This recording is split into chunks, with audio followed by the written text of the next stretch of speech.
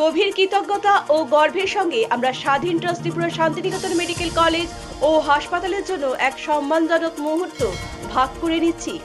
সেবার প্রতি আমাদের নিরলস অঙ্গীকার ও দায়বদ্ধতার যাত্রা ত্রিপুরা রাজ্যের সামগ্রিক উন্নয়নে গুরুত্বপূর্ণ অবদান রাখার স্বীকৃতি হিসাবে ত্রিপুরা সরকারের পক্ষ থেকে আনুষ্ঠানিকভাবে সম্মানিত হয়েছে।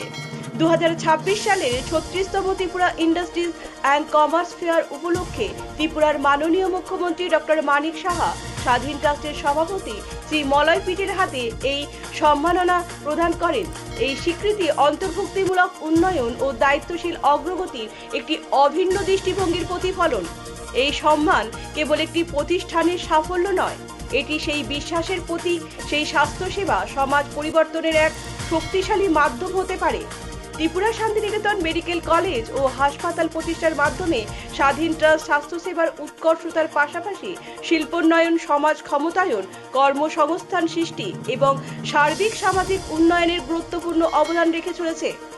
আমরা সেই সম্মান বিনয়ের সঙ্গে গ্রহণ করছি এবং নতুন উদ্যমে আমরা অঙ্গীকার পুনর্ব্যক্ত করছি মানুষের সেবায় সমাজকে শক্তিশালী করতে এবং একটি সুস্থ ও সমৃদ্ধ ত্রিপুরা গড়ে তুলতে নিরলসভাবে কাজ করে যাওয়ার। ব্যুরো রিপোর্ট, পজিটিভ বার্তা।